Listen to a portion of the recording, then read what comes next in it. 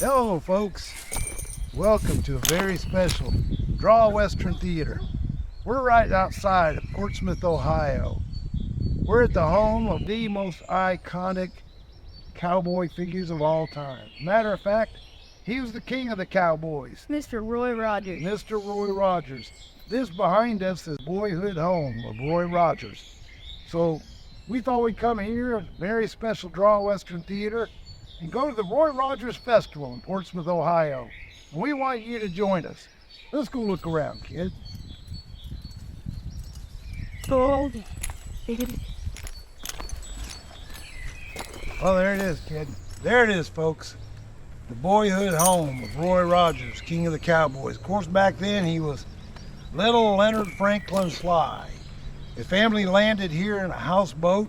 They thought they were going to go on down the river for further adventures, but when the flood of 1913 set the houseboat on the shore, his father decided to turn it into a home. So this is where Roy ended up staying and spending most of his young years. Now, his father Andy tried to raise the family as a farmer, but raising that many kids and trying to grow their own food and raise the family and get all their needs was much more than he could do. So he went to work instead for a shoe factory.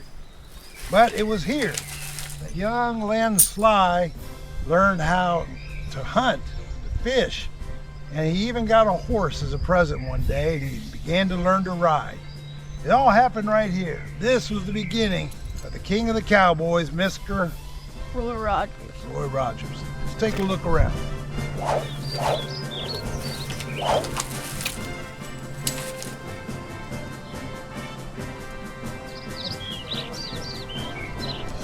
That's where he had his horse.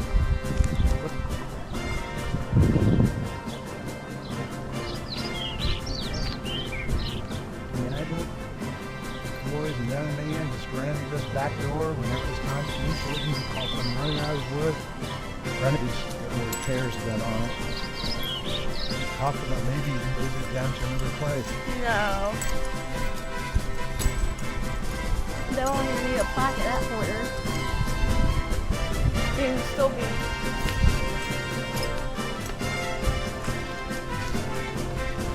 So who owns this? Really never stolen, but it's made by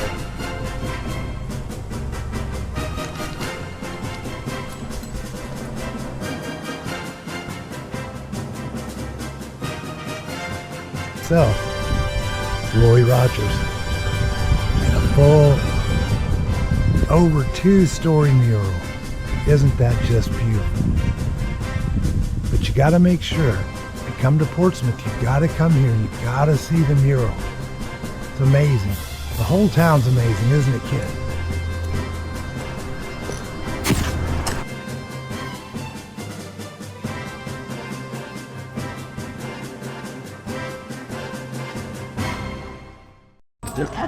Oh, you having a good time, kid? Folks, it's the Roy Rogers Festival in Portsmouth, Ohio. Make sure you go online and look for RoyRogersFestival.com. It's a great time, isn't it, kid? Yep. They got a lot of Western memorabilia, a lot of people to meet, a lot of stars. And it's a beautiful little town here in Ohio, right beside the river in Portsmouth. We're going to come back again every year, aren't we, kid? Well, let's go look around. I saw a couple Western toys over there I wanted to check out. Really cool out. See them tumbling down, pledging their love to the ground. Lonely but free I'll be found, drifting along with the tumble and tumbleweed. Cares of the past are behind. Nowhere to go but I'll find.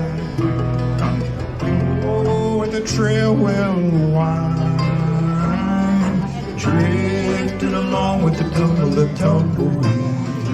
I know when day is gone, a new world is born at dawn.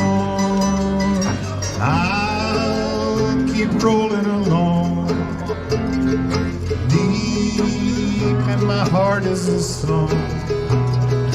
Here on the trail I belong, drifting along with the tumble and tumbleweed.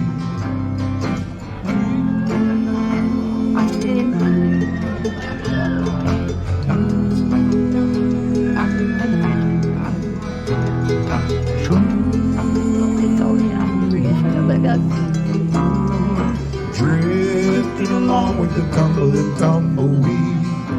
I know when day is gone, and a new world comes at dawn. See them run along, laying their love to the ground.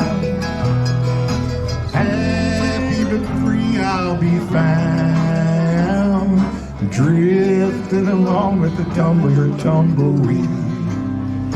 Drifting along with the tumble and tumbleweed.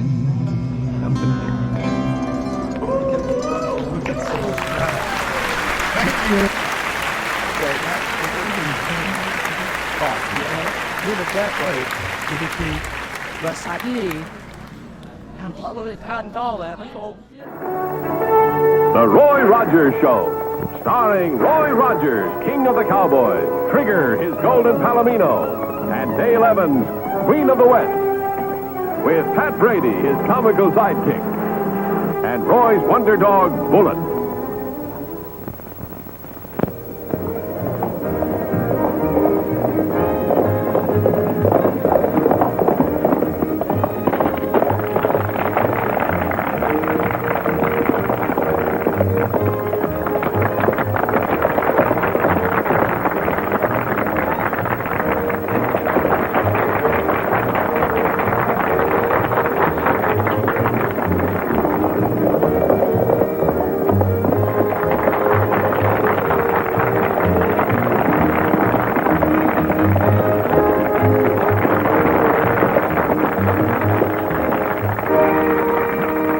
That was fine writing, Roy. Thanks, Doc. Glad to help out. It's a shame you lost your building fund in that bank robbery. Yes. Now we'll have to start all over again. But the worst part is Joe Walton's getting killed. Yeah, he was one banker everybody liked. Well, I just can't believe Tom Lee committed those crimes. Well, we've known him ever since he was a kid. There's evidence against him, though. It'll work out, Tom. I know it will. Sure, honey. I'll be out of here in no time. Who's the girl? Bess Walton. That's Tom's fiancée and Joe Walton's niece, though she's on Tom's side. Well, good for her. Well, I gotta get back to work. Come on, Pat. See you later. Hiya, Doc. I'd like to have you meet Saul Parker. He's the chairman of our building committee. And Roy Rogers. Glad to know you, Rogers. Same here. Well, I better get back to the ranger station. You know, I've taken over while Harry Adams is sick.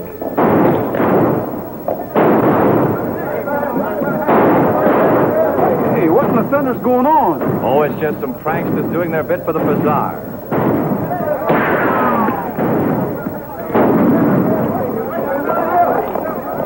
What was that all about? That's what I'd like to know. Oh, it's nothing, Sheriff. Just some cut-ups firing off blanks. Well, this isn't a blank.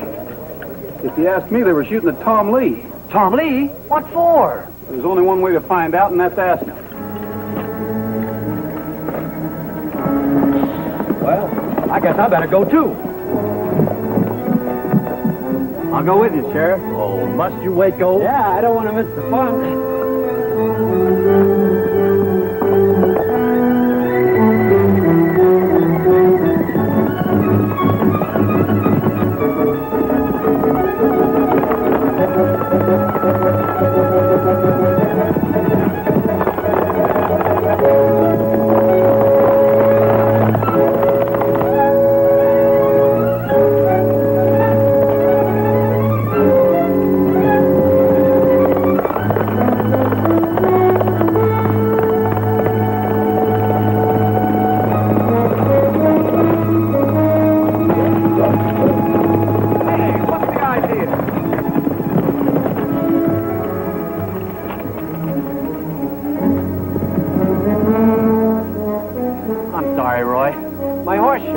On purpose. Are you calling me a liar? Hold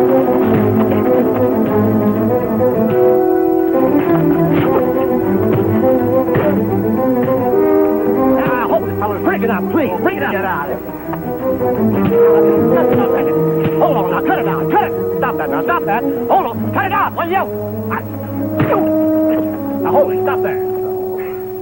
Let's call it off, Rogers. After all, he is the sheriff. Get up. If I had your job, I'd send out a call to round up those characters. Oh, I will. I will. You can depend on it. Here, have a cigar. Never use them. You know, I get the feeling Rogers don't like me. That makes two of us. Now, look. I let you fellas wrangle this job for me, but now I've got it, and I'm playing it straight. Well, well. I wonder what the boss would say to that. Step right up, folks. Only $1. Anything you can do with a gun, Dale can do better and faster. Just name your trick, only $1. Miss Dale, can you plug all 10 of those bottles yonder? She sure can, sir. Sure enough.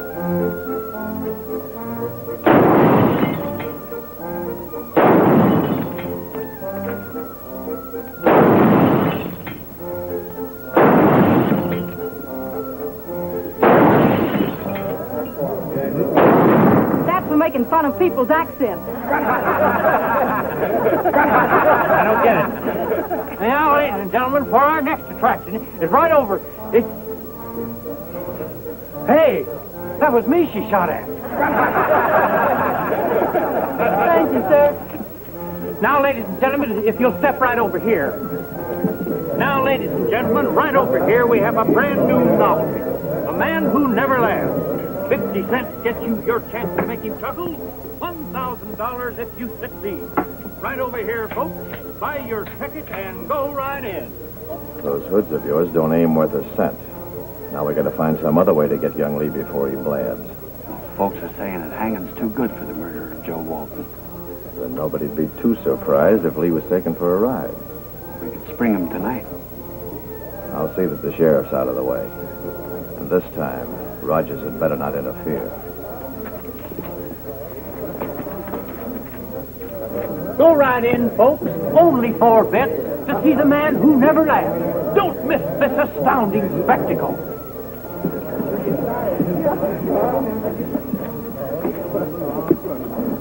Come on, Jeff. You gotta come and have a drink with me. Just a little. Look, for the last time. Will you go away? If there wasn't a bazaar on. All right, Sheriff. I'll go, but you gotta come with me. Come on, to the corner, please, Sheriff. Just to the corner. I don't know why I'm doing this. It would be much simpler to run you in. Oh, come on, Sheriff. You don't want to. Let's run in the bar. Bullet. Come here, fella. Hi, old-timer. What do they got you in the jug for? Stealing balloons, huh? Tom, come here, quick. Dale, what's up? You gotta get out of here pronto. What do you mean? I haven't been tried yet. There's no time to explain. Get Bullet to bring you the keys. I'll get your horse. Hurry. Bullet, bring me the keys. They're on the desk. Bring the keys, boy. Go on, get them.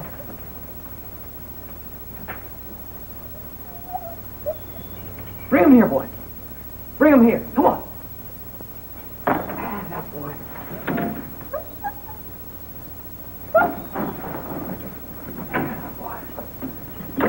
Get away from me, will you? I told you I didn't drink. Oh, now, Sheriff, you just gotta have a little one. This one of us, this big here. Please, for Pete's sake, stand up, will you? Stand up.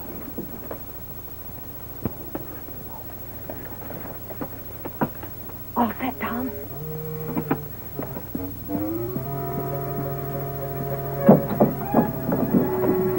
Right in here, Sheriff. All right, you asked for it.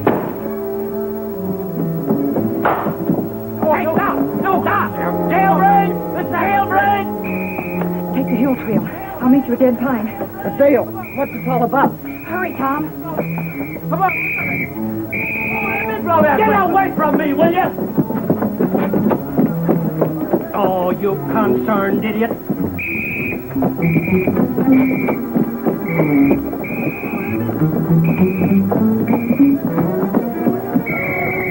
What's all the rumpus? Tom Lee's broke out. You incompetent fool. Get a posse. Randall, hurry!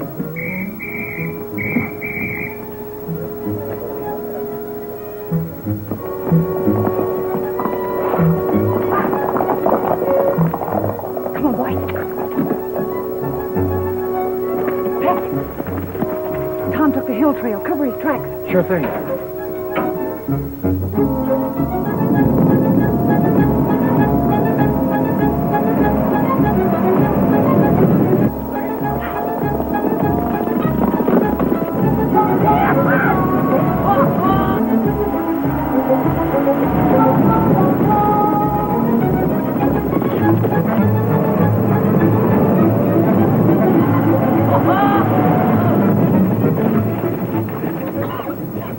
That blasted idiot! Now we've lost the trail.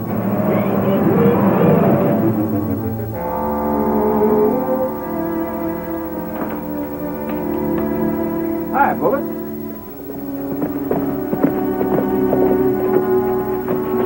Oh, hi, Dale. Tom, what are you doing here? Well, it was my idea. We got to talk to you. Well, come on inside. Dale, I know you meant the best, but taking the law into your own hands is a pretty serious business. Well, what else could I do, Roy? The sheriff's such an old fuddy-duddy. I guess you were on the spot at that. But anyway, as long as Tom's with me, he's technically in custody. That's fine with me, Roy, but who do you think's trying to get rid of me? Well, that's our next move, finding out. Tom, do you know anybody who had a grudge against Joe Walton? No, everyone liked him. I did too, even though we had a run-in. You had a quarrel with your boss? Well, yeah, but only because, well, he thought Bess and I oughtn't to get married just yet. Everybody knew I was sore at him, and that's why the sheriff jailed me. Well, Tom, we're going to give you every chance to clear yourself. Whoever's got it in for you will likely keep a close watch on Bess. They'll figure you'll try to get in touch with her. You're probably right. This may not work, but all we can do is try. Tell you what, sit down and write Bess a note and tell her to meet you here at the ranger station and not let on to anyone. We'll see that she gets the note. Okay, Roy.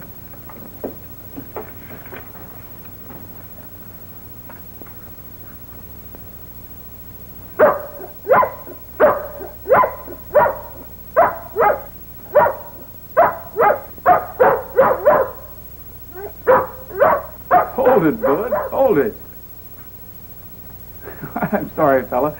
You know, he hates this dog whistle. Funny how they can hear those vibrations and we can't. Oh, it's Pat. He can deliver that note. Hi, Pat. Hi, everybody. Well, I slowed down that posse okay. Only trouble was the wind changed. Listen, we got a little job for you. Well, I'd be glad to do anything as long as they work.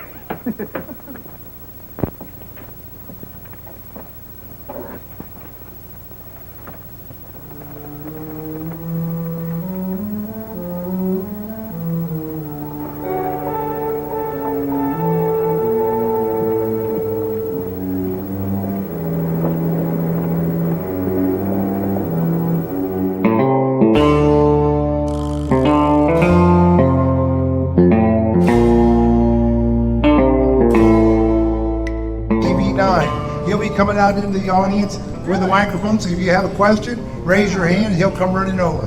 They'll let you know when we're open for questions. So here we go, folks. Let's take it away with the panel. Here you go, sir. All right. Thank you, George. There you go. There we are.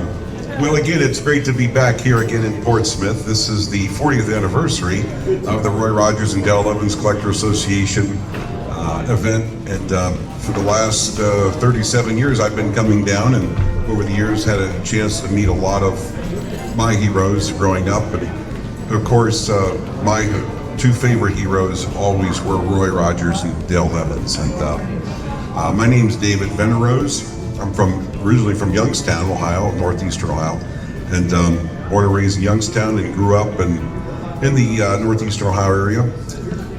Went to college and got educated and worked in the business world and the business community. Owned a few businesses here and there and sold them. But throughout my whole life, I grew up with Roy and Dale. The year was 1974, and we were watching reruns on Roy and the Roy Rogers Show. And I'll never forget one Sunday my dad said, after church, wear your cowboy hat and your cowboy boots And after church, I got a surprise for you and your brother, you kids. And we didn't know what it was. So after church, we went to the Southern Park Mall in Portsmouth, Ohio, and unbeknownst to us, they were opening up a Roy Rogers restaurant. And I'm sure you guys remember the Roy Rogers restaurants, you know, great roast beef and chicken and sliced thin stacked thigh, Roy Rogers restaurants. And Roy Rogers was doing the ribbon cutting ceremony. And at 4 years old, I remembered this cowboy from the TV show as a young kid. And I was so impressed at 4 years old. You could just feel the love that he had for the fans and the friends and for the people. And then I got to shake his hand, and it just did something to me. Like the energy at 4 years old just did something to me. And I never forgot that. And so pretty much I've kind of devoted my whole life to Roy and Dale when it came to collecting everything and buying everything I could buy, and over the years, from their personal clothing, their hats, shirts they wore in movies, gun belts, and all the memorabilia you see back there. But it all started with the coloring book. And they sell one back there. It was a 1974 coloring book, and Roy later signed it to me years later. It has so much sentimental value to me. But I got to know Roy and Dale over the years, and Dodie and Julie over the years, and of course Mike Carter, and then just all the Dusty and Cheryl and everybody, and Gino and Linda, and you know, just growing up with, like Dusty's book, Growing Up with Roy and Dale. It's like me, you know, growing up with Roy and Dale and getting to know the family over the years, and through these two people that we just absolutely love. And they were such wonderful people, and it's such an honor to have them remembered 40 years here in Portsmouth, and couldn't think of a great way to honor them with their children, their family and the legacy of their children and grandchildren. And I want to pass the mic over to Dodie, and Dodie's the youngest of Roy and Dale, and then Julie, and so on and so forth. You got it. Yeah. It's Michael. His name is Michael. Michael. So on. Thanks so much. So on. So on. Good to see you as past two. David, I grew up with Roy and Dale too, so I'm Dodie Rogers Patterson, and I'm the youngest daughter of Roy and Dale. Said everything. I got to say Dale. I can't. You're stepping on it. Dodie's working on her book as well, and we love, just when you think you've heard everything or you've seen everything, not true. There's a lot of anecdotes and stories that we'd love to hear from your book. And then Julie, You want David to finish talking? Yeah. there you go. Pass it around. That way. Thank you. Okay. I'm Julie. I'm one of the 16 grandchildren, and I am the youngest daughter of Tom Fox, who was Dale's only biological son. She got pregnant at 14 and had him at 15. So he was substantially older than Dodie. Him being the oldest and she being the youngest, there was 27 years between them. Oh, 24. Oh, that's so much better. And so Dodie's really more like she's my aunt, but she's really more like an older cousin. And yeah, and I just wrote a book about my experiences growing up with my grandparents, and it's called Your Heroes, My Grandparents, A Granddaughter's Love. And it was very special to me to be able to write it. Next up, what? Well, I was noticing previously you were saying she was like your older and wiser. And wiser. I know, I cut out the wiser. Yeah, I did. I don't know why. I would have thought sister, more like her sister. I love her. And we're so much alike, people often get us mixed up. Don't we look like it? Twins, yes. Here's Michael. Oh, yeah, it was. I'm glad that I'm a friend. And not related yet. My name's Michael Carter, and I've been a Roy and Dale fan ever since I was probably born, because I think Mom listened to their music and they claimed that, babies don't hear what's going on in the womb, so who knows. But she raised me on Roy and Dale's the movies, and I had a stack of yellow wax records about that high that I would go through about 5 times every day, and I'd sing along with them. And between Grandpa and Roy, they taught me how to go and that sort of thing. But I've been a big fan, and I've been an artist all my life, and I had sales jobs and various things like that, and I got into the news business and camera work, and now that I'm retired, I'm just an artist, and trying to pay tribute to them in that way, and we're going to be unveiling some of my art back here later on for the first time, and well, that pretty much sums it up on me. I mean, I'm kind of like an adopted kid because they were like mom and dad to me, because I'd bring cinnamon rolls out and donuts out to the museum, and I knew that if Roy was in town, he would be there, and so we would sit there and eat donuts or Snickers or whatever was available and drink coffee, and he'd tell these stories. And a lot of times if I was in the museum doing photography work and he would come in to the museum, people would ask him for autographs, which he didn't do, because if he did, then it would get out and he wouldn't see the outside again for like 2 weeks. And but a lot of times I would take pictures for people so they could have a picture with him, because he would do that. And a lot of times they would ask him questions, and he'd look at me and he'd say, why don't you answer that question for me? And I would. And they'd say thank you and walk away, and I'd say, did I say that right? And he'd say, you said it better than I could. So, it's just one of those things. But, that's me. Just I love them to death, and really they were like mom and dad, and we always had a good time together. I remember, lunch, dinner, whatever, and that's a lot of people. Very good. I go to find John guy. I got a few books the other day, Julie's book, and how fast I started reading it, and it's quite fascinating. There's so many wonderful candid photos, and we've seen a lot of the commercial photos of Roy and Dale that we've all seen, had, what have you, and but I love candid photos when you just see, the family in poses that are just candid moments, and your anecdotes and your stories and everything that you find in the old movie magazines, that they would put out on Roy and Dale. And so anyone has not yet received Julie's book, I totally encourage you to pick up. It's wonderful, that I know you said, Julie, you wrote it because you wanted your children to pass these stories on to your family and your kids as kids and all. And of course, we all know Roy and Dale had, how many great grandkids and great grandkids and grandkids. I mean, they were such a blessed two individuals. Not only do we remember them and love them for their movies and their recordings, and radio and TV and motion pictures and we also, their legacy also is their family. Their family is so important. And your children, your children's children, and that bloodline, that DNA and that bloodline and all.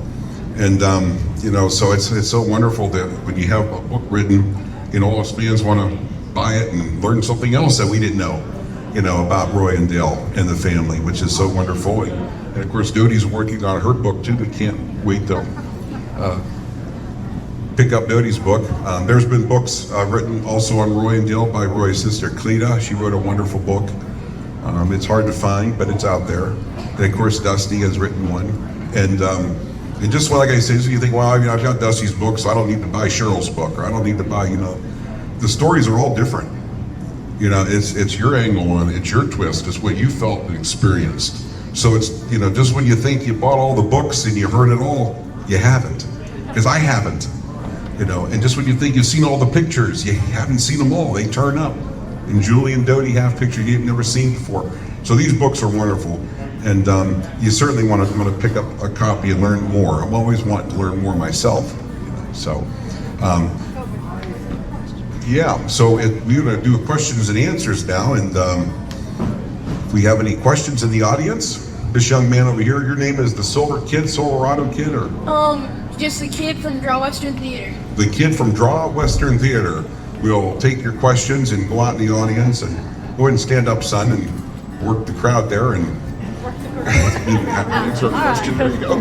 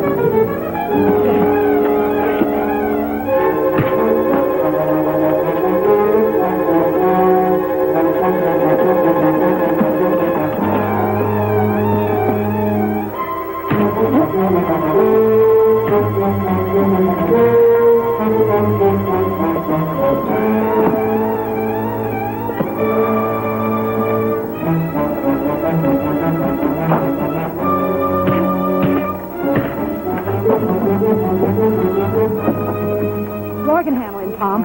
Anyway, we want him in shape for questioning.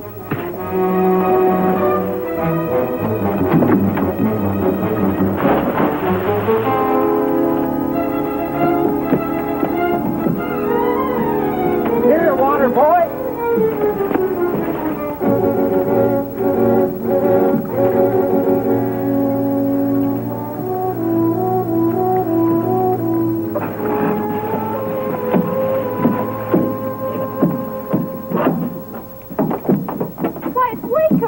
Waco? Do you know him? Yeah, he works for Saul Parker.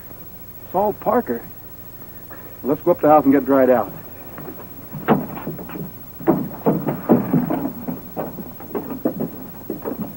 You still claim you followed Betts on your own hook, huh?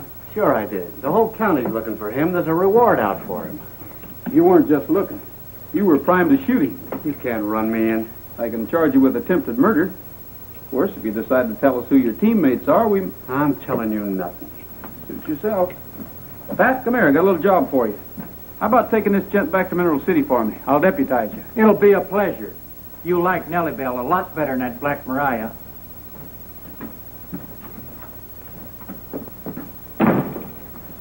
Dale, what do you say we take a run out to the Parker Ranch? What reason could Parker have? I don't know yet.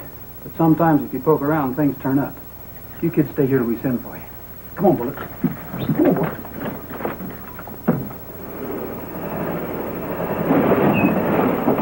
Oh, now, Nellie Bell, you can't do this just when I've been appointed an officer of the law.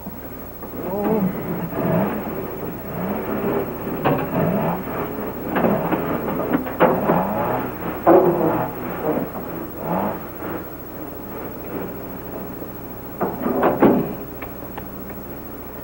You see? Just a master mechanic.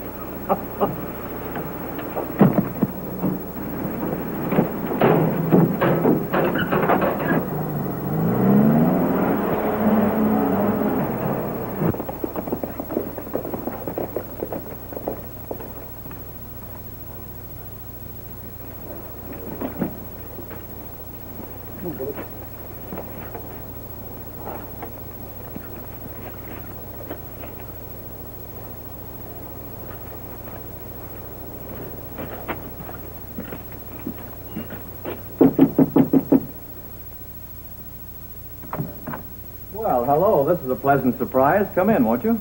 Fine. I hope we're not disturbing you, Mr. Parker. Why, of course not. Any news of Tom Lee? Nothing definite. Well, they can't catch that murderer too soon for me.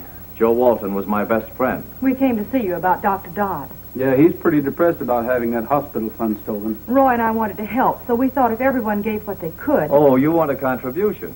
I'd be delighted. I'll make out a check.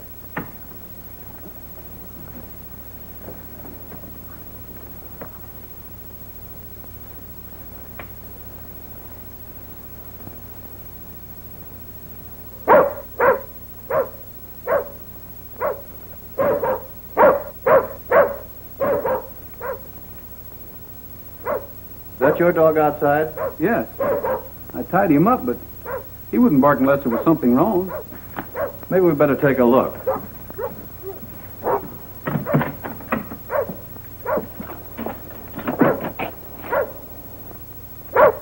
I don't see anybody. Well, you better take a look around your barn. I'll check the back of the house.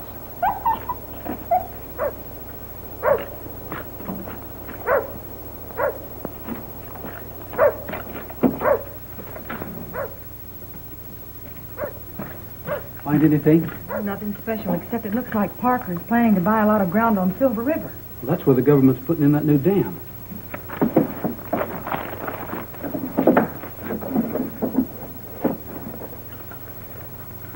Hey, he banks over at Grover Falls.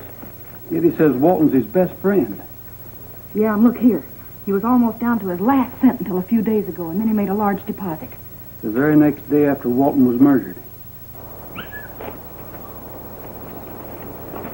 Did you find young Lee? We're in big trouble, boss. Huh? Yeah, Rogers caught me while I was trailing the girl. So that's why they came here. Yeah, 10 to 1 he knows enough to hang us already. He won't know it long. Get Al and Barney. Rogers has to go back through Cedar Valley. But why should Parker want to get rid of Tom? It's my hunch that he tried to borrow money from Walton. When Walton refused him, he murdered him and stole the money. He figures Tom might know about him needing money. Here he goes. Well, I guess it was a false alarm. There's nothing around back. Well, there you are. Thank you. It's always a pleasure to help out. It's awful nice of you, Mr. Parker. Well, we'll be seeing you. Yes, indeed.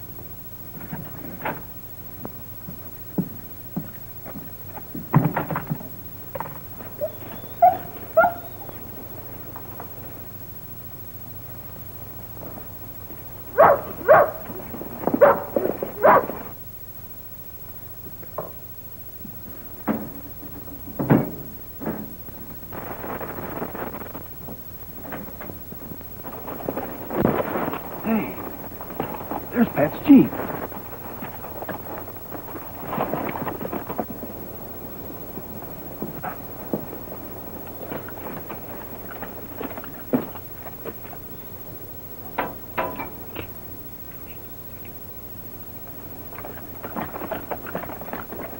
Waco got away.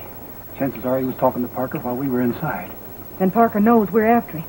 Yeah. Doesn't take much figuring to guess what his next move will be either. If Parker tries anything, we can be pretty sure my hunch was right. Listen, Dale. Go to the ranger station and call the sheriff.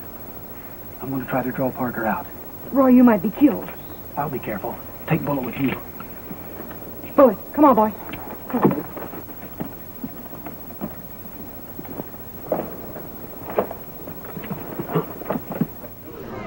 Come on up.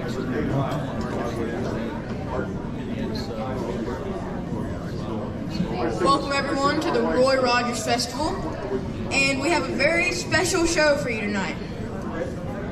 Well, the stage is yours. Thank you very much. Don't clap yet.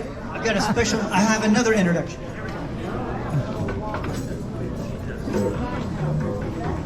Get your hands ready, get ready to clap. Clap really loud.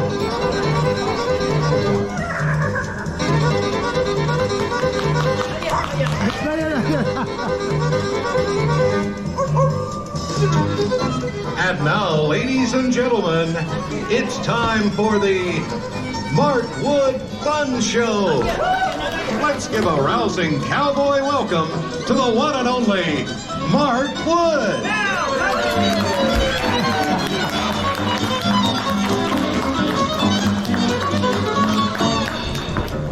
And now, since I'm a cowboy, watch me do my lasso.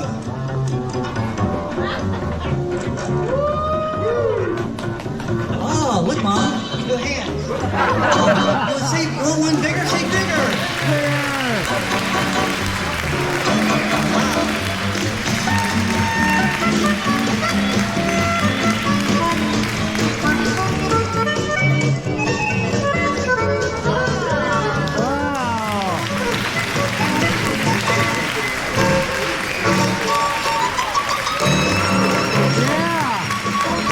Hey, somebody say bigger.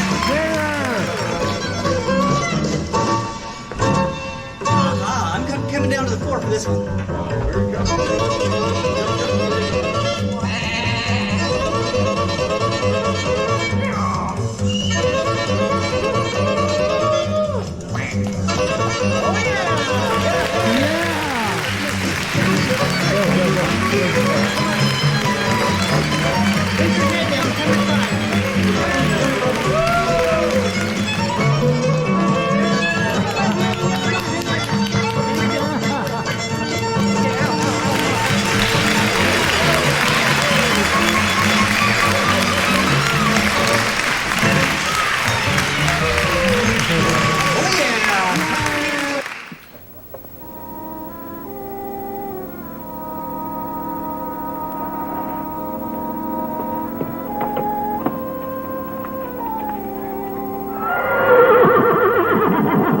Trigger? Oh, horses up ahead, huh? Thanks.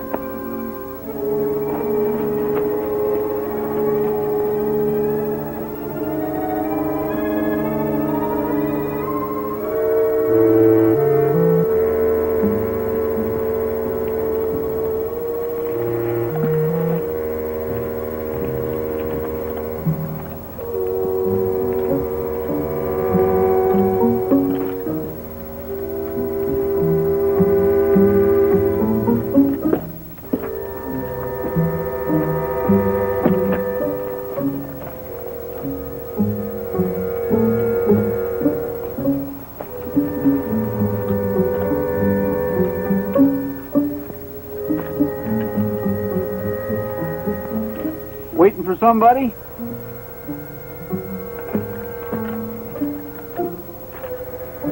Come on up.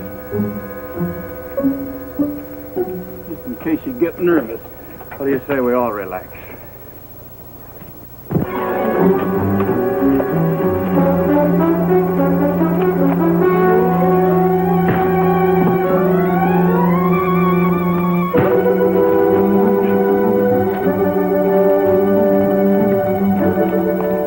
Hold it, Miss Evans. You ain't going nowhere. Get down.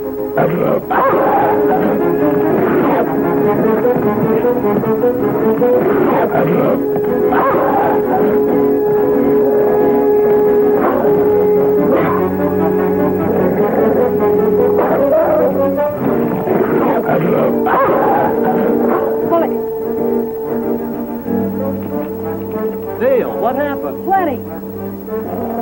Pick him up, Randall.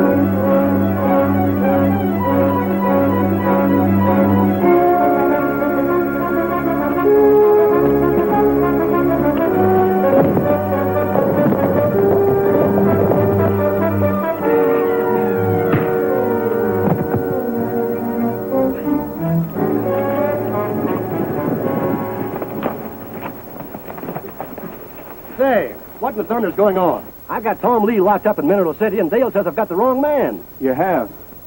Take a look at Parker's bank book. You'll find that he came into a large sum of money the day after Joe Walton was murdered. He tried to kill Tom Lee because he thought Tom Lee suspected him. You can't prove any of that? It's not my job to. But I don't think the courts will have any trouble at all. Thank you, sir. Congratulations. Thank you, sir. Thank you. And I hope that you'll be Congratulations. very, very happy. Well, Tom and Bess finally made it to the altar. Yeah, they're swell kids, and they'll be happy, too. You bet. Have a cigar. Don't smoke, thanks. Don't drink either. Yeah. Wait a minute. What do you mean you don't drink? The day Tom broke out, you were swacked to the gills. Well, I'll tell you, Sheriff. You see, it was like this. I was doing the Barker Act, and Dale come up to me and she says, Pat, she says, you got to do something for me, and for Tom, too, because I think he's innocent. Roy thinks so, too, she says. So, we figured that... Hey! Someday maybe he'll learn to keep that mouth shut. We hope so.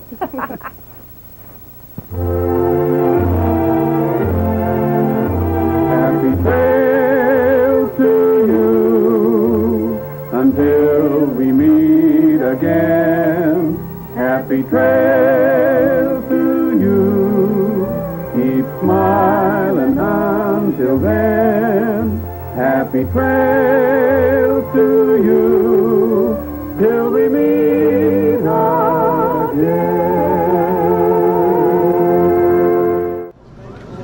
That's that. Yeah, Allison. They're good swallow.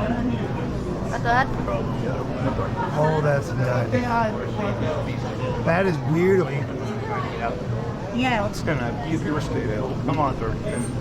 First time I do this, he gave me this look like, where'd that come from? What? I don't know. It just popped in the mind. I don't know. It just is. Well, that seems to be the name. I think it's because it's got a burr in it. Yes, yes.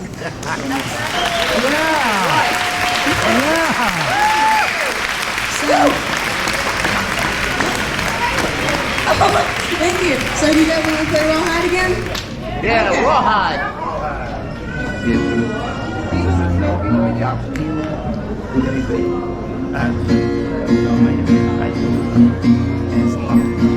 Rolling, rolling, rolling, rolling, rolling, rolling,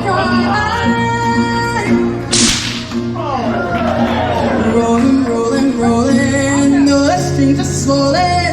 Keep the nuggets rolling. All the right away, never there. Wishing my God was by my side. Hello, lady, I'm the same. Good little blood kiss.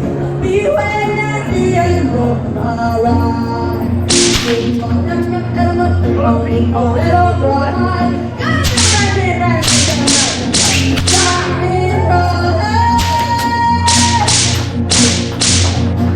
No, it will end one day. No, it's separate. Keep the night moving right. Well, we'll try to understand them. Just from one side of breath. Soon we'll be living high and wide. My calculating, my love will be waiting. Beware that the end will alright. We want everything to move on in the right.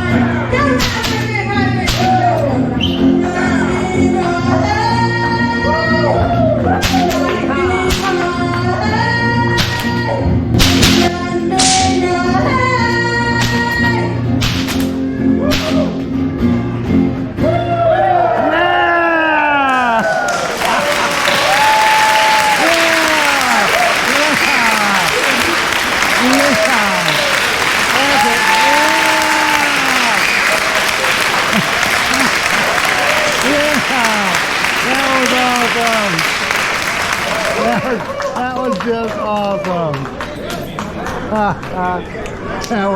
That was just awesome. Well, you having a good time, kid? Folks, it's the Roy Rogers Festival in Portsmouth, Ohio. Make sure you go online and look for RoyRogersFestival.com. It's a great time, isn't it, kid? Yep. They got a lot of Western memorabilia, a lot of people to meet, a lot of stars. And it's a beautiful little town here in Ohio, right beside the river in Portsmouth. We're gonna come back again every year, aren't we, kids? Well, let's go look around. I saw a couple Western toys over there I wanted to check out.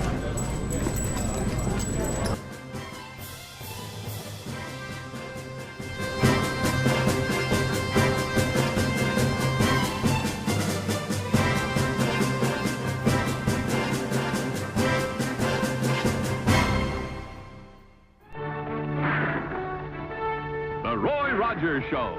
Starring Roy Rogers, King of the Cowboys, Trigger, his golden palomino, and Dale Evans, Queen of the West. With Pat Brady, his comical sidekick, and Roy's wonder dog, Bullet.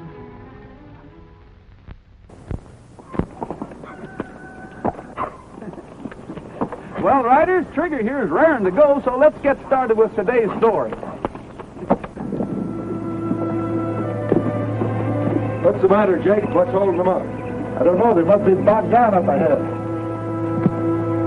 Come on, get up there! Ha! Put into it! Ha! Ha! Get down off that horse and give us a hand. Put your shoulder against one of these spokes and heave. I got a better idea. What are you trying to do? Make those mules break loose? Just trying to get them to pull harder, that's all. I said cut it out.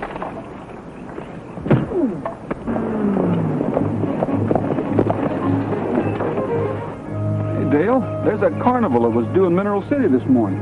Yeah, it looks like they might be having trouble. Come on, Pat. Nellie Bell might come in handy.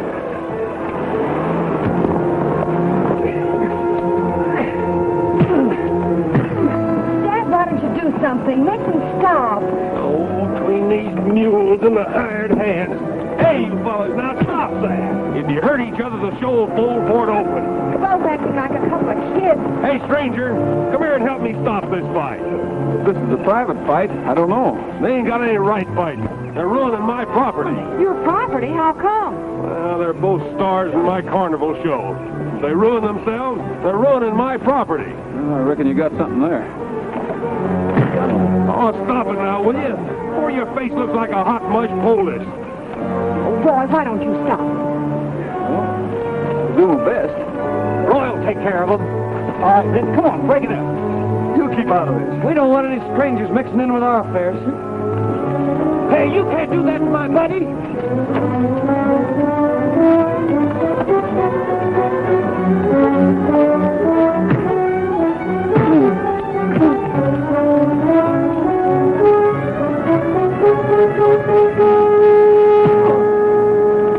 Well, I'm mighty grateful to you, stranger. Now, if you happen to be in Mineral City tomorrow, drop in and see my show. Free of charge, of course. Well, thank you. Thanks. We're on our way to Mineral City. Why don't you follow us in? If we can get these Missouri Liberty horses to see it our way. Those mules are sure ornery. Our partner here claims he knows a lot about mules. Maybe we can get him to help. Yeah, he looks a little mule-eared to me.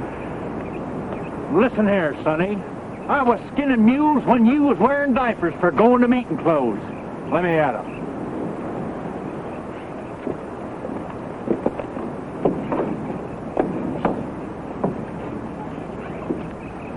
Yee-haw! Now, what do you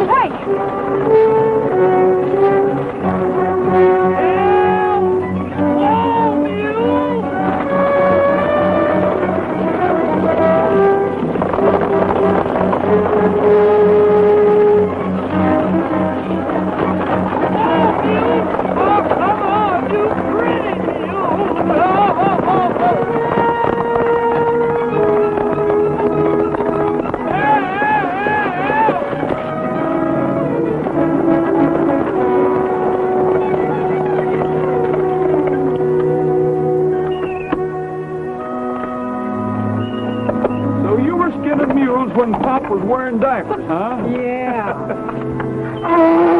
Oh, hee-haw yourself.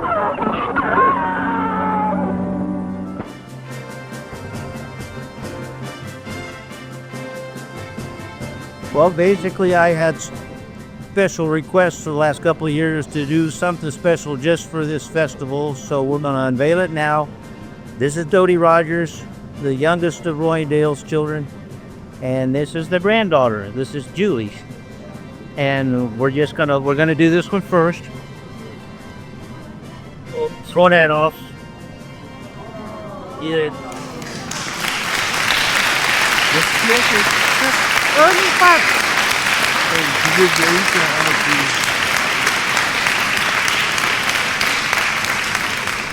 And then this one's a little bigger. So let me just take a moment. I got these elder. All right, sir. 3, 2, 1. See you. Sit. Bye.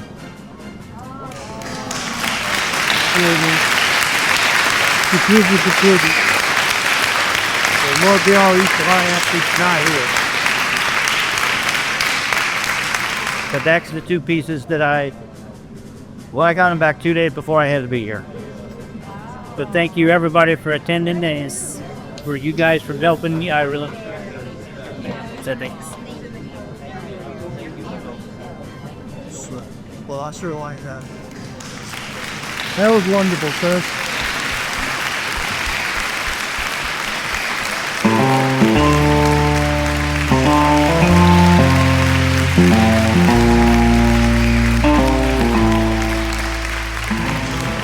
Colorado, West Texas bound.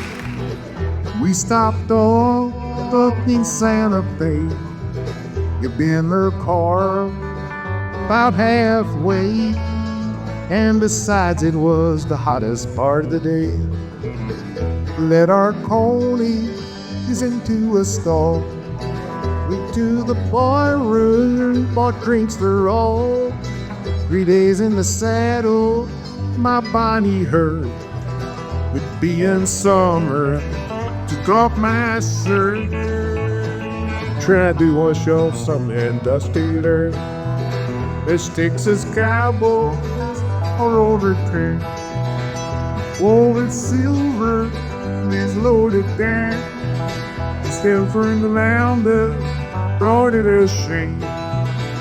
So my uncle starts grilling again. Look, Jack, wanna take the hand from the beginning, Knuckle starts to win. The Texas Cowboys were mad as sin. Some say he's cheating, but that can't be, because my uncle, he's as honest as me. Then I'm as honest as a timber man keep me. One of the cowboys, as he starts to draw, I grab a bar hook, rack him on the jaw. I shoot another, and he won't go on. In the confusion of the brand of gold, we hightailed it down to Mexico.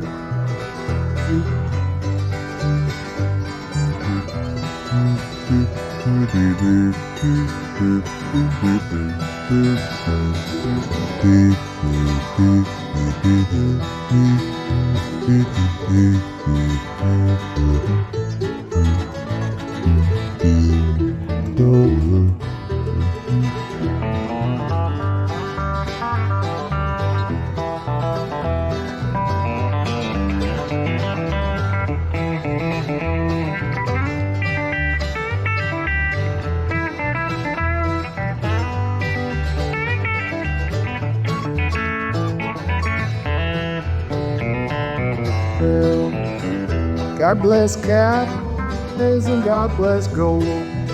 God bless my uncle, God rest his soul. He taught me well, boys, told me all I know. Caught me so well there, I grabbed the goat, and Lipkin died there beside the road. Yeah, that killer died there beside the road.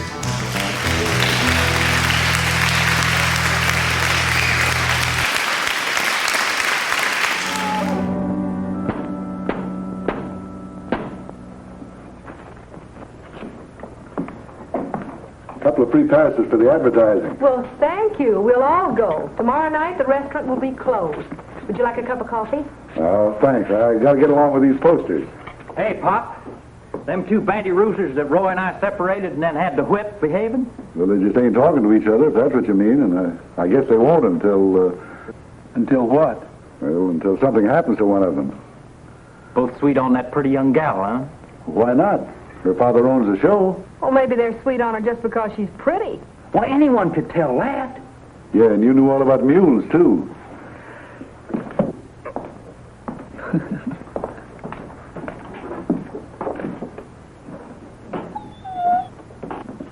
going on in that carnival anyway? I don't know. But I'll tell you one thing, it's not good. Yeah, even Bullet knows there's something wrong.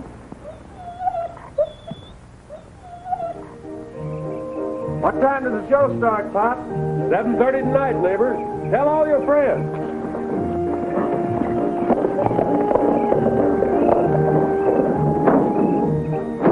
A little more to the left. That's it. Tie it off. Well, hello there, folks. Hi. Looks like you're about ready to open up the box office. Yes, sir. Yes, sir. You're going to enjoy it.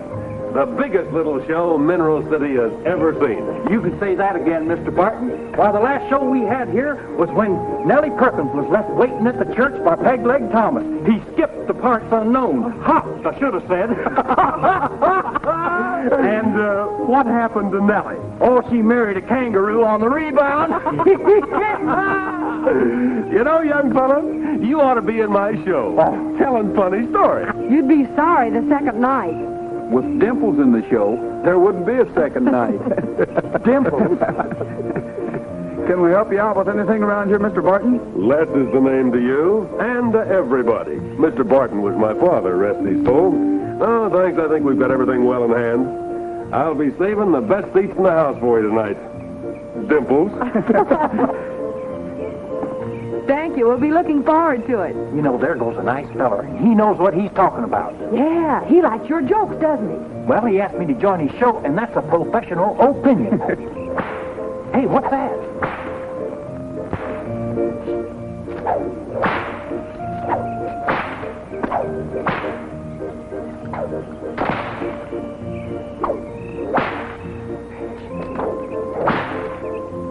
Hey, them bullwhips do everything but talk, don't they? Yeah, if you know how to use them. Hey, we're really looking forward to your act. Well, I'm not looking forward to doing it.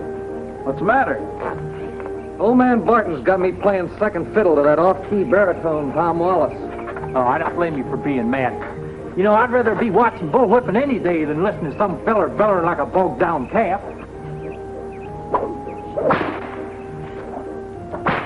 Here, let me fix them for you. What you doing, just practicing? We call it rehearsing. Hey! Hey! Hey! You didn't feel that, did you? No, I didn't. Where there's no sense, there's no feeling. I'll bet you could have broke my neck if you'd have wanted to. Maybe. Well, thanks for not trying. Hey, you're quite an expert with that whip. Thanks, Roy. Say, I could sure use someone to help me rehearse my act. Listen, I don't know a dang thing about bullwhips. You don't have to, it's easy. You see, in my act, I need a subject to wrap the whip around his neck. And you're a perfect subject. I am? Now, just a cotton-picking minute. I'll have you know I'm very fond of my neck. Yeah, that's 'cause his neck leads to his stomach, and he's right fond of that stomach, too. I wouldn't hurt you. Mr. Barton said you ought to be in the show, so why don't you help the man out? Stand over there and help me rehearse my act. All right.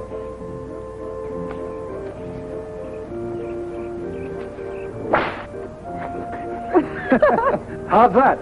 I didn't feel a thing. Joe, looks like you've got yourself somebody to practice with. Yep. We'll see you later, Pat. If we see a man walking around with no head on, we'll know who it is. Yeah, and if you see a head rolling around singing I Ain't Got Nobody, you'll know whose it is.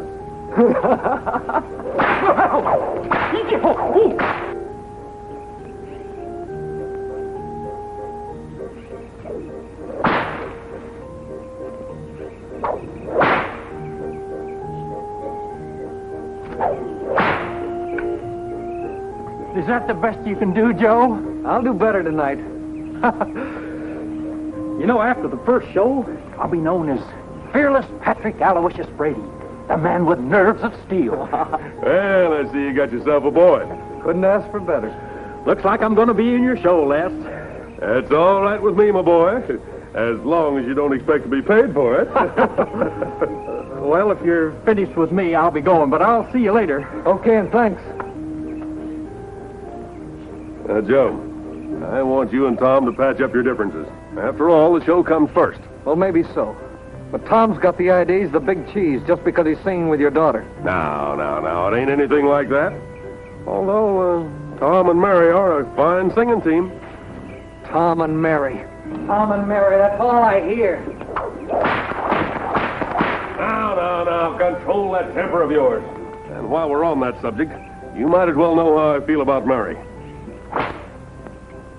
Looks like Dad is sounding off about me again. She's a young girl.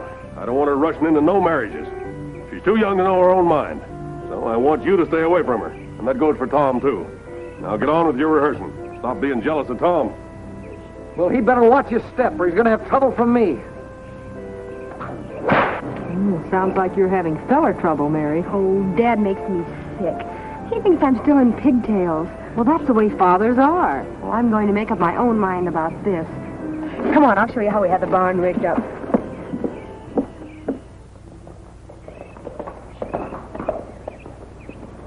Hi. Takes a lot of work to put on a show, doesn't it? Hi, Mary. Dale? Oh, hi, Roy. He's sure a strange one, isn't he? Yes, Jake never says very much. Seems to be carrying a grudge all the time. Well, the truth is, he might be a little hurt. You see, he used to be part owner of this outfit until Dad bought him out. Well, why'd he sell? He had to. He got in a gambling jam and needed the money. But he always seemed to blame Dad for it. Never could figure out why. Whoa. What's that?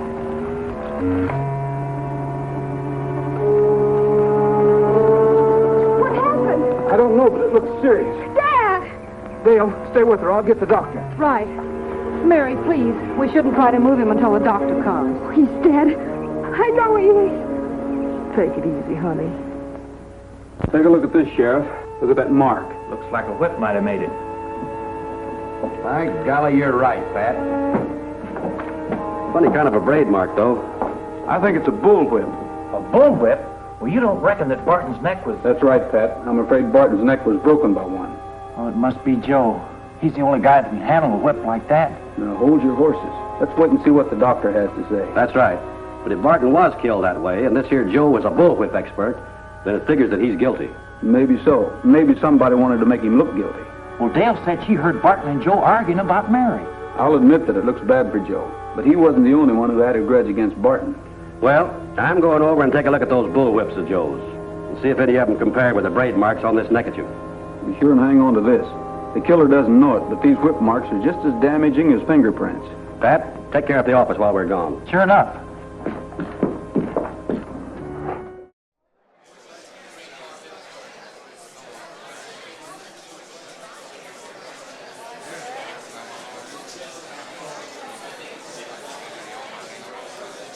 Hello, everyone.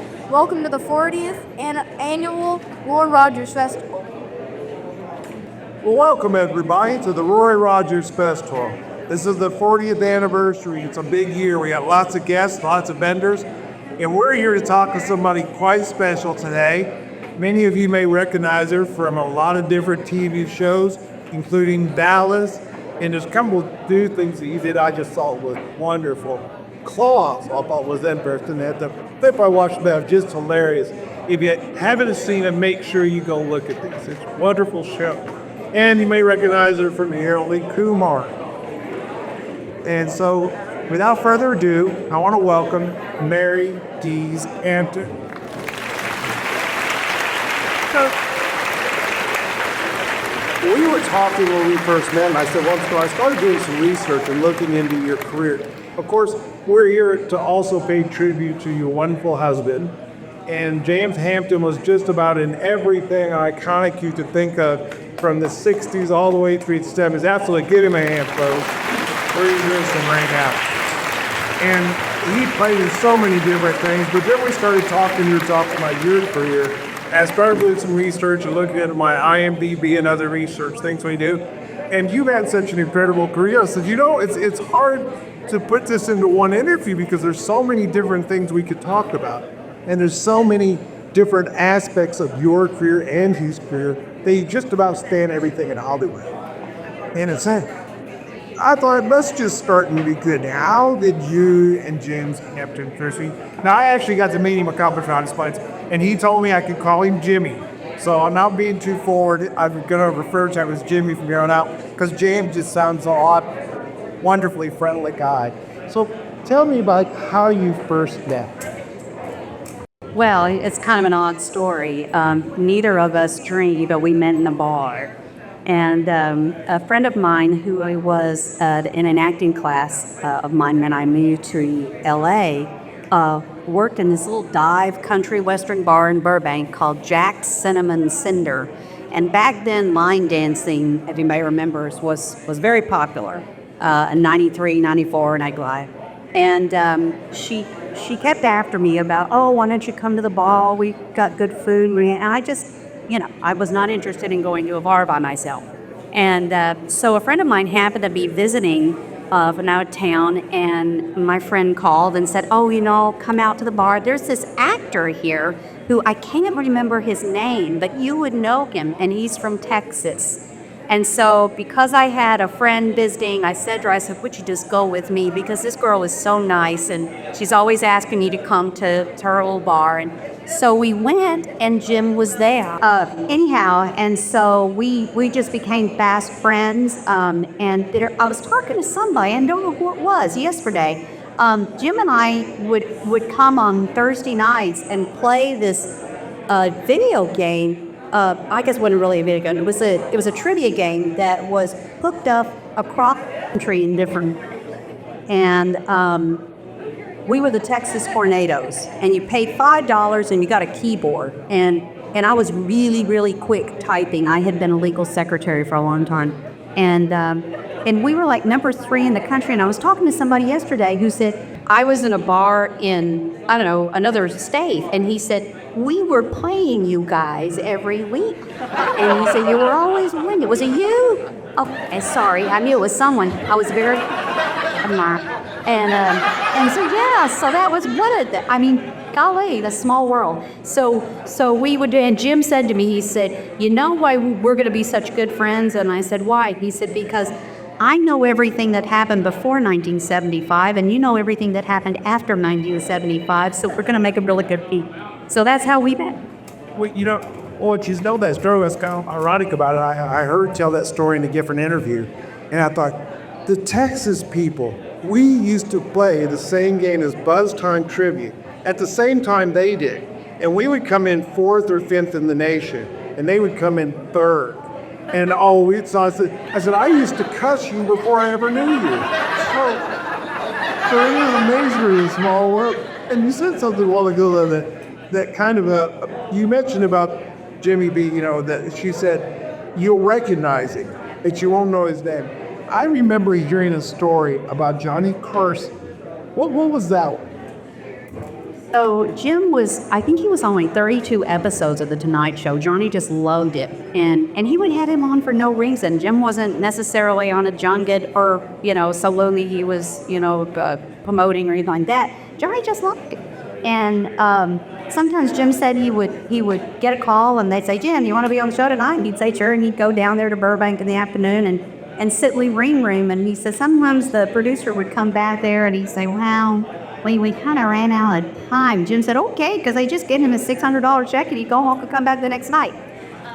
But yeah, one night, Johnny did not like to prep his guests. So the people knew why they were on there, really, if they were promoting something, but he liked everything to be fresh. And he, to his surprise, Jim knocked on the dressing room door. He said, listen, my wife and I were watching TV last night. You were on something, and she started pointing, and she said, hey, that actor's been on your show. I thought, oh gosh, what's his name? Oh, you know, what's his name? And Johnny wouldn't tell her.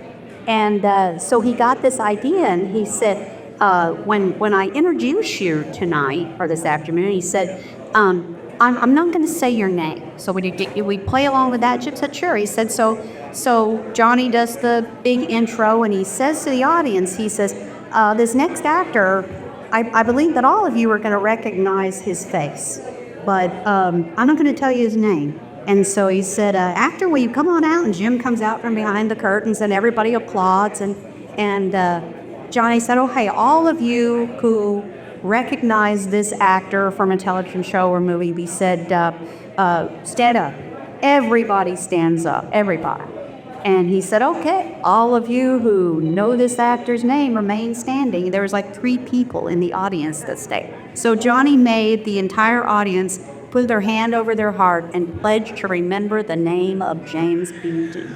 And probably, isn't it great? And so, I know. And Jim said for years he would see people in a mall or the grocery store or something, and they would say, I took the pledge. So that's that story. Didn't I hear you say one time that you were, was it a grocery store? The guy actually approached you and said, I remember that show, but he was in the audience that night?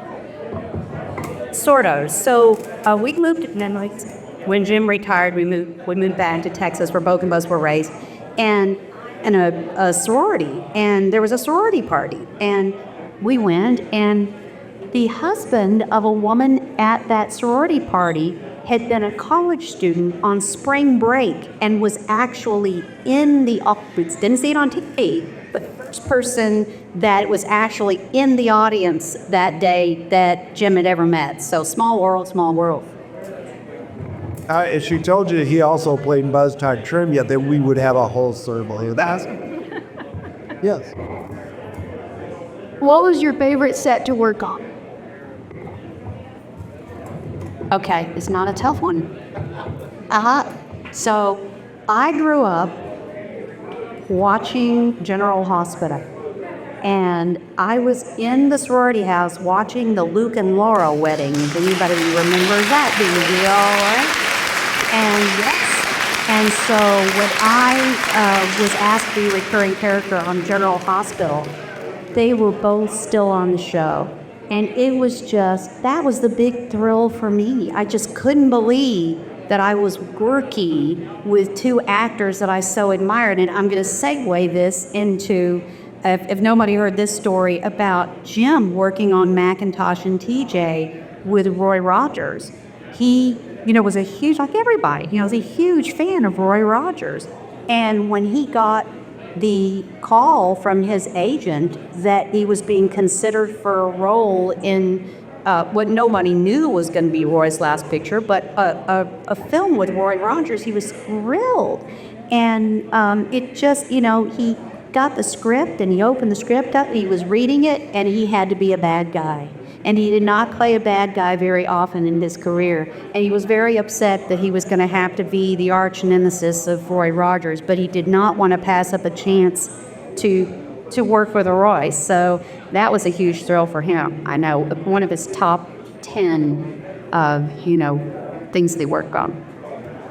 Well, and when we talk about General Hospital, of course, that was such an iconic show, but we have to mention Dallas, because you were also on Dallas, and it was the rebooted series, which I thought was excellent. I really did. I think had not Larry Hagman passed away, that show had another few years left in it. I know I was just like I was the original.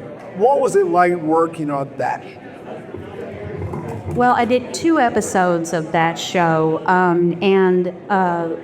it's the same kind of thing. You're just working with people that you watched, and my character I was Sue Ellen's banker, and so I worked with her. I worked with some of the newer cast that were on there, Jesse Metcalf and Jordana Brewster, and it just, again, it's just one of those kind of thrilling things where you just can't believe that you are working with people that you watched on TV when you were younger. And how did I get here?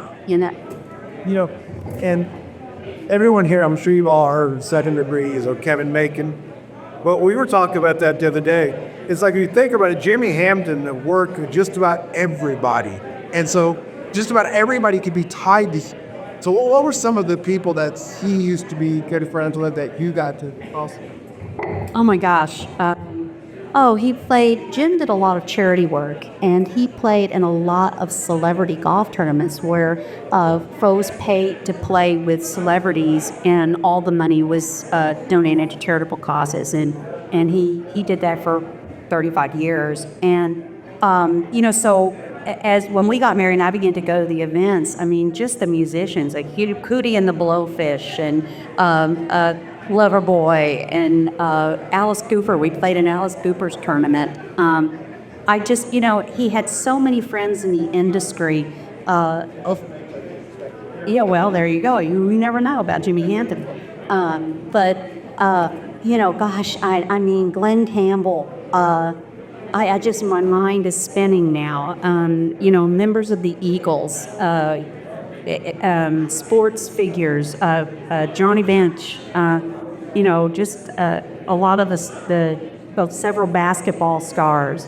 And he just had such a wide variety of friends and people that loved him. And the book that was published, thank goodness, before he passed, is a book full of wonderful stories about working with, Doris Day and Jimmy Stewart and, of course, Burt Reynolds and just, so many different people and on so many different shows. Man, it's working with Efren Zimbalist Jr. and Mike Connors and all those people, some of whom I met, some of whom I did not get to meet. But, there was a journalist that said that Jim was the Kevin Bacon of his era. And when you've been on the Tonight Show 32 times with Johnny Carson as a link, that's probably true. He was invited to 3 presidential inaugurations, and he just was so beloved. And I just going to these shows are, I wasn't sure after Jim passed. It was suggested to me that why didn't I go, because I had a lot of pre-signed autograph photos and memorabilia, and I wasn't sure that he loved doing the festivals and Comic-Cons and celebrity events because he loved connecting with his fans. And one of my favorite things that he said to me, he said, when you're on stage, which Jim did theater as well, he said, when you're on stage, you get that immediate response from your audience. Like, I'm looking at you guys and I'm getting that response. You're nodding, you're clapping, you're laughing, what you're doing. And he said, but when you're doing television film, come on, you do your job and we go home and you don't know, how it's going to be received. And he said when he came to the festivals and did the Comic-Cons and the celebrity events, when people came up to him and told him how much they enjoyed him in a television episode or a movie that he did, he said he called it delayed applause. It was like, oh, there's, that's what they got. Now I know 30 years later or 40 years later, somebody bought the movie that I ever knew Jim to sit in the theater you watch. I was with him when Sling Blade came, and we went to the theater together and saw it, and he was squirming, not because he didn't think the movie was going to be good, but a lot of actors, myself included, we don't like watching ourselves because we just pick at what we did. Oh, that facial expression, or I shouldn't have turned that way, or look at all my chins, whatever it is. And so, but yeah, he sat in that theater and watched that movie, and of course just loved it. So.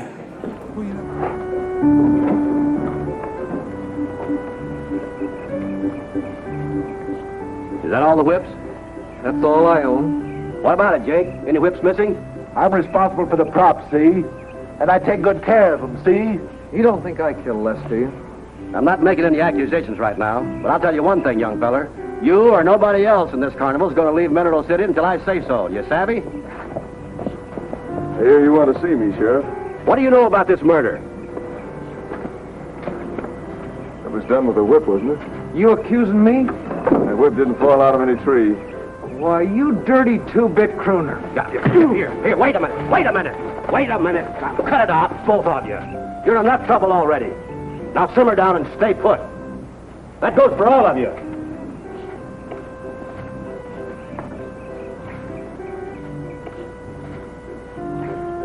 sorry, I'm stumped. There's not a whip in the lot with a braid marking like that. Well, maybe you haven't seen all the whips. Maybe not. Why don't I take a look around tonight? Okay, but watch out. Those three ain't exactly friends of yours.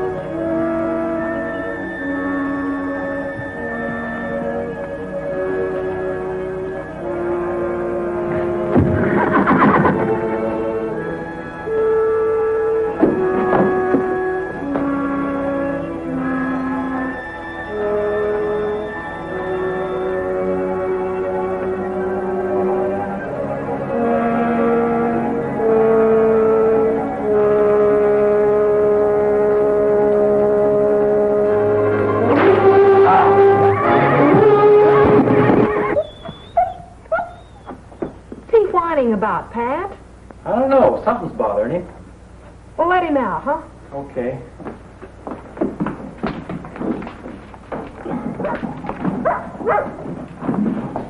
Hey, he's heading somewhere in an awful hurry. Something must be wrong. We better follow him.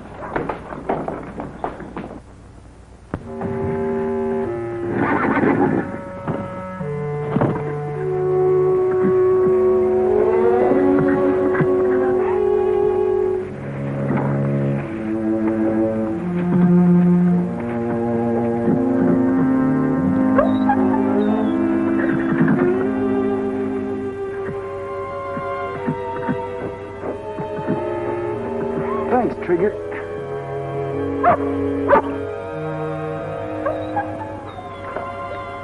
Oh, Wood. Roy, what's the matter? What happened? Somebody tried that bullwhip trick on me. But why you? I don't know. I guess they saw me searching that wagon. You got any idea who it was? No. That whip went around my neck and I was out like a light. We better report this to the sheriff.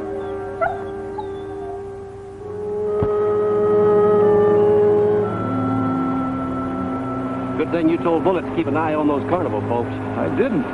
He must have taken off last night and done a little investigating on his own.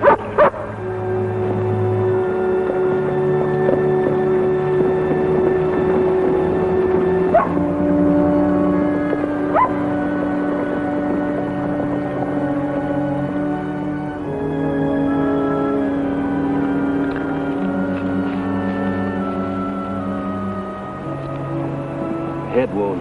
He's been shot. Wonder how he got out here. I don't know. We'll soon find out. It looks like he's coming too. All right. What have you got to say for yourself? What are you doing out here against my orders? I just took a ride to stretch my legs.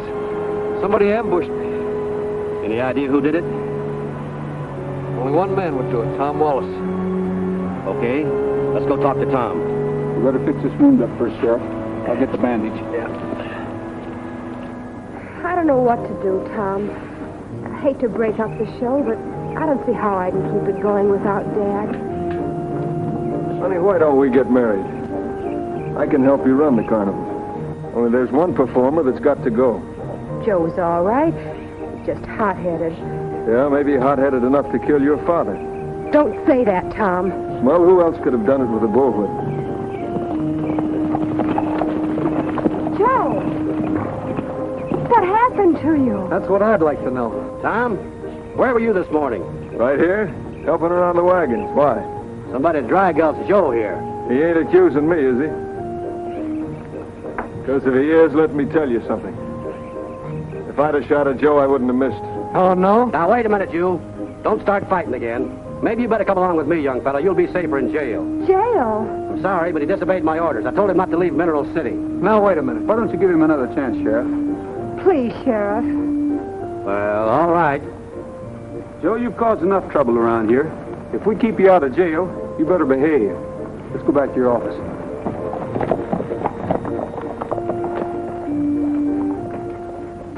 Why I'm listening to you, that man is dangerous. He isn't half as dangerous as the man who shot him. Oh, how do you know he didn't shoot himself just to throw suspicion on Tom? Sheriff, if you're going to catch Barton's real murderer, you've got to give Joe a free rein. I've got an idea that might turn up the killer. What is it? Well, I might be sticking my neck out. You wait and see. All right. But if Joe decides to stretch his legs again, he gets locked up. Come on, Bullet.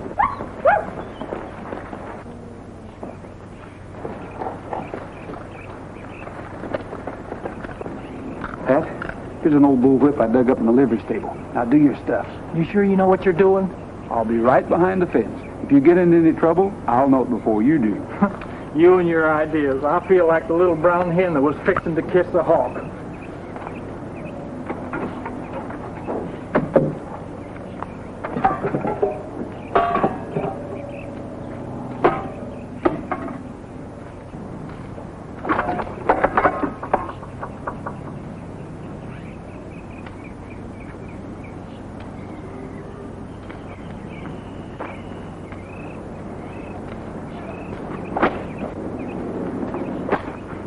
What are you trying to do? Oh, I'm practicing my bullwhipping. Sure wish Joe would come along and give me a few pointers. Joe could learn a lot about bullwhipping himself. Oh, is that so? I thought he was an expert. You know, I can't figure out why I keep missing these cans. First place, you're standing wrong. You're holding the whip wrong and your timing is off. Oh, is that all? Here, let me show you. You hold the whip like this. You stand like this. You use your wrist, like this. You ain't so good either. Now, if Joe was here, he'd Listen, show you. I had a whip act myself. I learned it in Australia where there's real bullwhipping. Well, then why don't you show me a few of your tricks? With this whip, it's off balance. Well, that's all I got. Say, you sure you ain't giving me a lot of malarkey about knowing how to use one of these? You wait here. I'll get one of the whips from the show.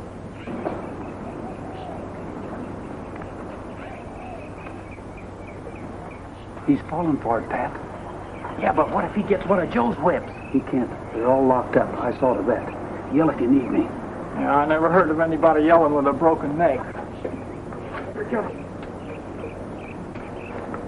Yeah, throw that thing away and watch this.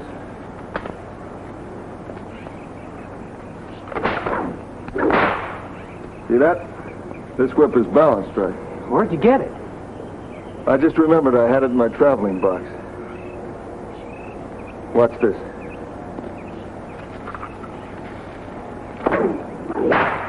Hey, you're real good. Almost as good as Joe. I'm better than Joe.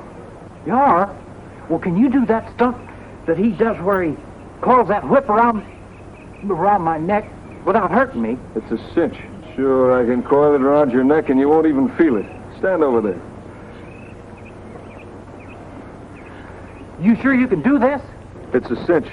Without breaking my neck? You afraid? No, just making sure. If it's all right with you, I'll tie this handkerchief up kind of high, you know, just in case. You ready? I guess so. You didn't feel that, did you? No. You're real good. Pat, let me take a look at that neckerchief. You better get the sheriff. Tell him to bring that neckerchief back here that Barton was wearing. What's the idea? I want to compare the whip marks on him. We'll wait here for the sheriff. You're crazy.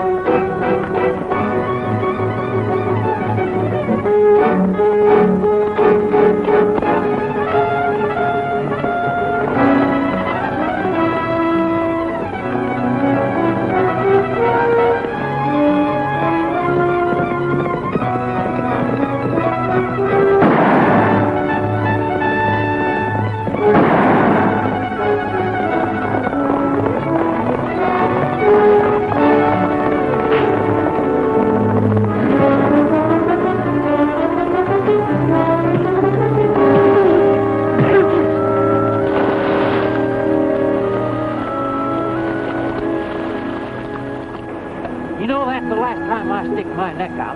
Why, I could have been killed deader than a deer taking a shortcut through a hunter's camp. Roy, what made you think it was Tom? Well, he seemed a little too anxious to marry Barton's daughter so he'd have control of the carnival. Besides, if Joe wanted to get rid of Mr. Barton, he certainly wouldn't use a bullwhip. Oh, my neck! Gosh, I'm sorry. I didn't mean to scare him like that. It was just my way of saying hello. Well, from the looks of that, he just said goodbye. Joe and I are getting married. We just wanted to thank you for everything and ask if you'd stand up for us. We'd be honored. Oh, sure. Thank you. Me too. Well, I'd be willing to stand up for anybody.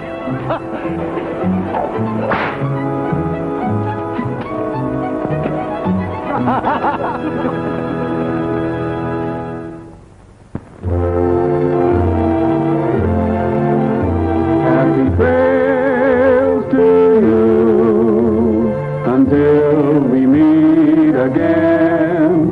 Happy trails to you. Keep smiling until then. Happy trails to you till we meet again. Newspaper.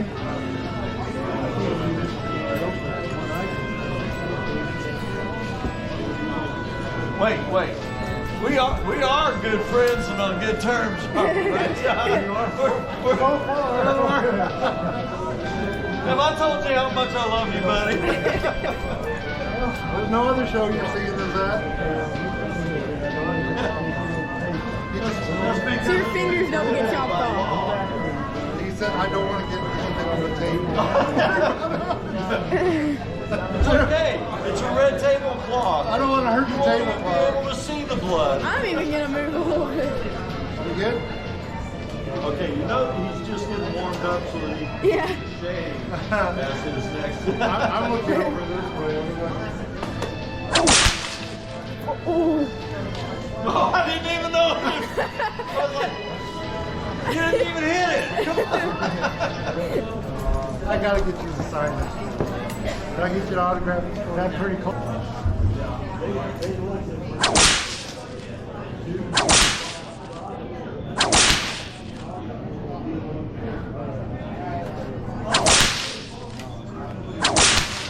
Whoa.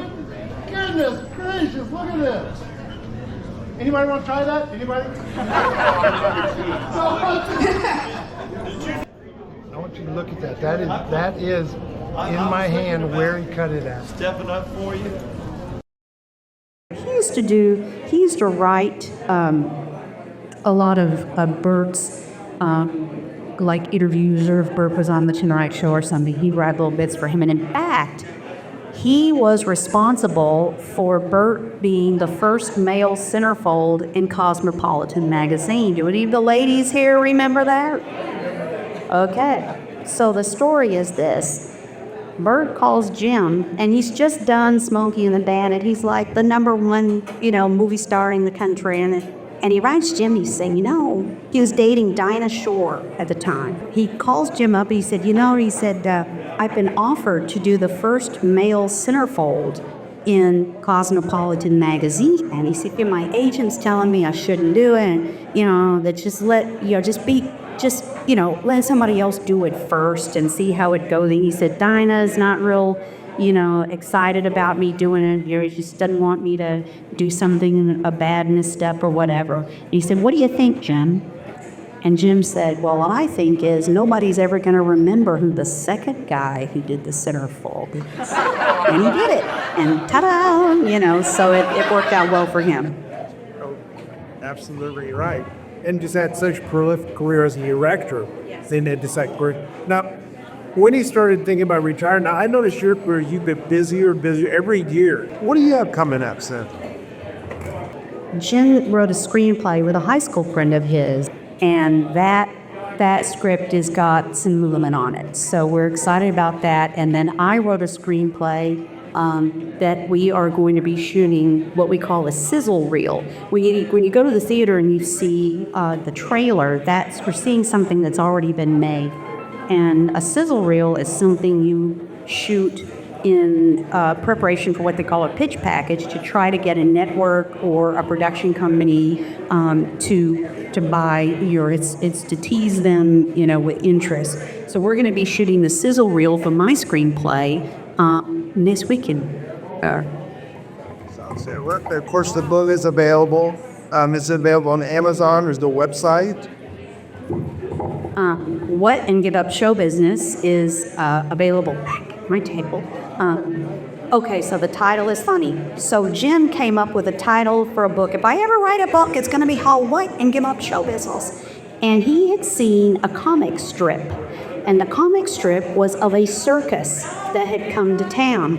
And the people were on the sides of the sidewalk, and the different, parts of the circus were going down the middle.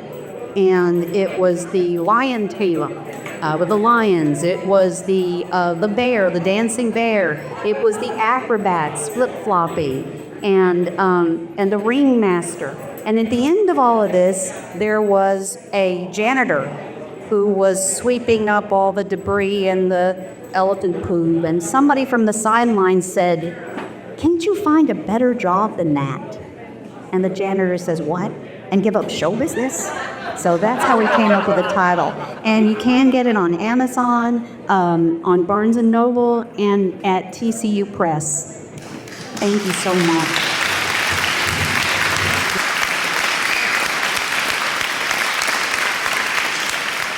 Well, I really want to thank you for taking it. I do have to ask one question before I let you go.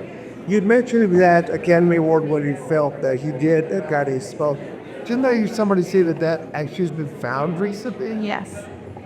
So about 10 years ago, Jim got a call from the Academy, and the original film, the reel of film from that little Academy Award winning movie had been purchased, fortunately by somebody who knew what it was, at a garage sale in New Jersey. So that's amazing. It's now at the Academy, and it's part of their film library. Yes? What was the subject of the short sub? It was a movie originally called Cliff Dwellers. And it was a 15-minute short, and it was about, in New York City, all the buildings are really close together. And Jim's character was called The Boy, and then the female lead was The Girl. And he has the apartment direct, kind of like Rear Window. It was across the way from another building, and he could see this beautiful girl who was a folk singer. And the truth is that the guy that directed this kind of liked this girl. So he kind of wrote something real quick so she would, she could be in this movie and he could get to know her.